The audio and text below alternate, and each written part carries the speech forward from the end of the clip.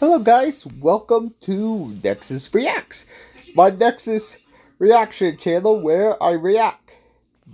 Welcome back to Wansee Entertainment, Nexus Reacts. Let's begin. This story happened back in 2021 when I was only 12. My aunt and my cousins were staying with us at the time because they had just moved to our state for a fresh start. My mom and dad were both in Florida, and my brother was at my other aunt's house 2 hours away. So it was just me, my twin sister, my aunt, and my cousins at the house.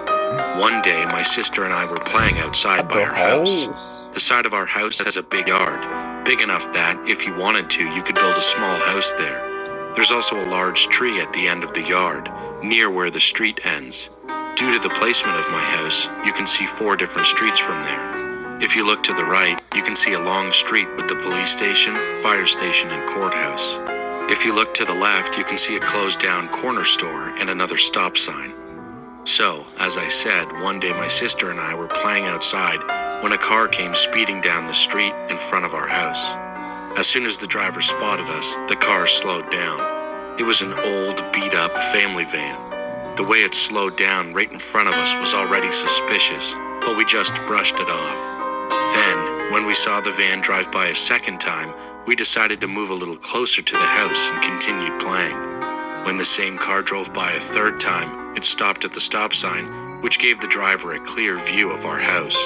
This time, we decided to go get our aunt. Once we explained what was happening, she came outside with us. Now, my aunt is very short, the same height as me and my sister at the time. It was clear the guy was watching us from his car because my aunt started waving him down, trying to get his attention, and he responded even before she put her hand down. She started cursing him out, asking why he kept driving by and staring at us.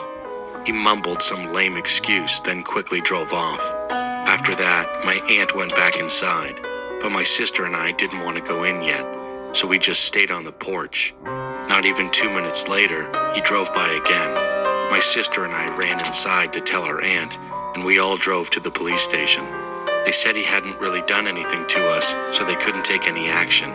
However, we were able to get his license plate number and gave it to them. A week later, a girl went missing. Some people think she ran away, but I can't help but feel that it might have something to do with that creepy man. Creepy. Me. I just fill out this 2-minute quiz one time and I can get all of this shipped to me monthly. I get 5 new...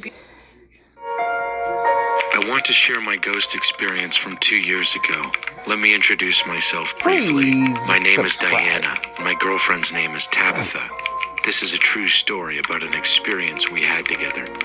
One day, I decided to take Tabitha to a motel near Dodger Stadium in Los Angeles. We enjoyed chatting, ate snacks, and watched TV. When it was time to sleep, I turned off the light. We were lying down, slowly drifting off.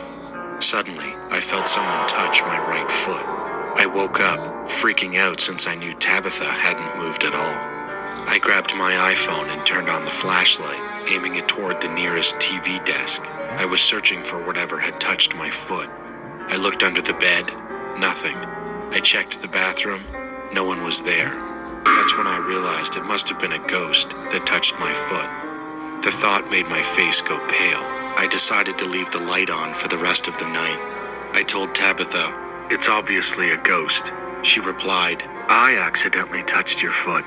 I said, "I know you're trying to calm me down, but you didn't move at all while I was awake. I felt nothing until someone touched my foot." Then I asked her to lie down and try using her foot or hand to touch my right foot.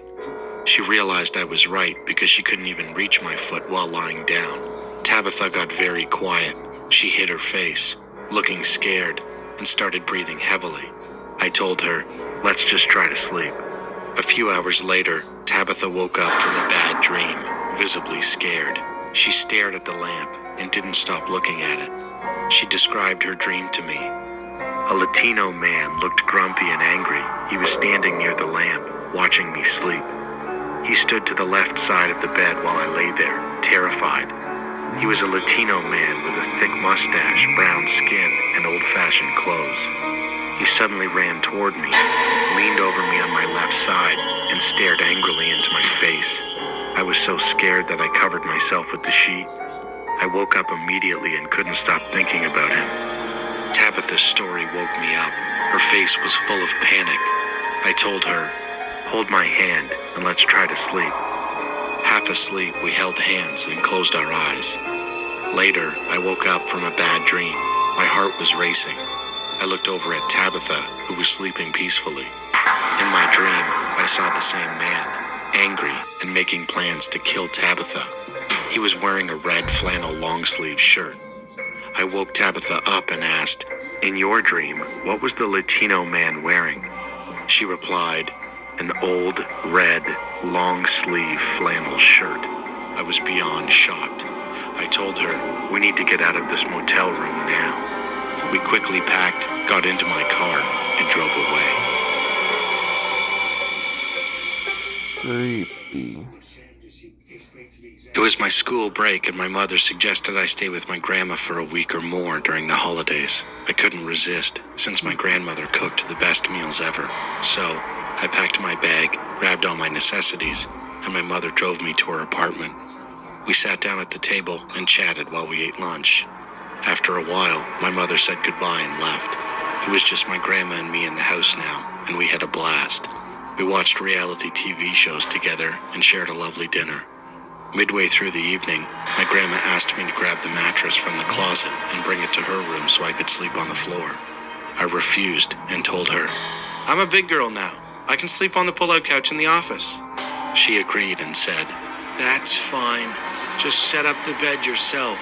So I did. It was time to go to bed when my grandmother came to my room and said, "It's time for bed now. Put down your screen so you can get a good night's sleep." I laughed and said, "I will. Just let me finish this last part of my show on my tablet." She said, "Okay, that's fine," gave me a hug, and shut the door behind her. After she left, I continued to watch my show. About 30 minutes later, I dozed off. When I woke up, I looked around the room and saw that my tablet was still playing the show at a low volume. I turned it off and glanced at the door, noticing it was a couple of inches open.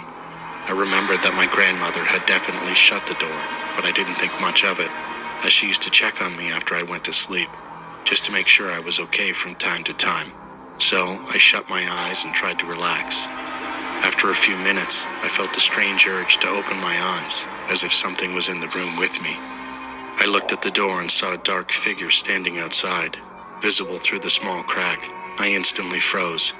At first, I thought it might be my grandmother, but when I glanced at the clock, I saw it was 3:25 a.m. Then I realized it couldn't be her, who checks on their grandchild.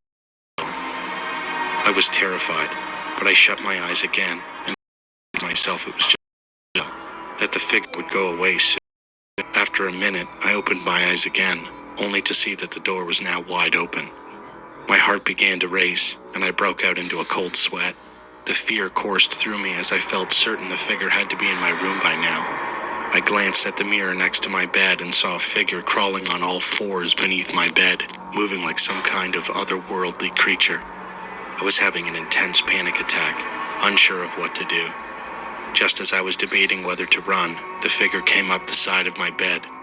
I squeezed my eyes shut, on the verge of tears, when I felt a hot breath against my neck and heard a deep, terrifying voice whisper, "It will be done soon."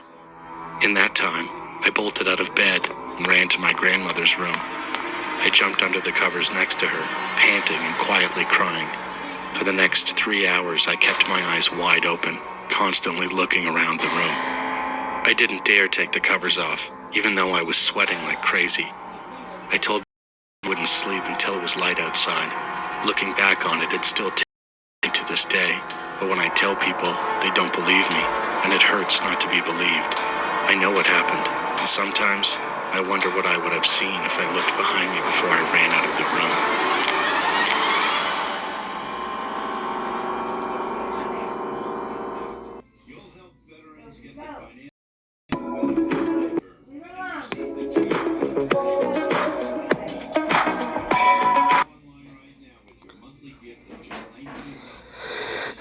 Yeah, that's it.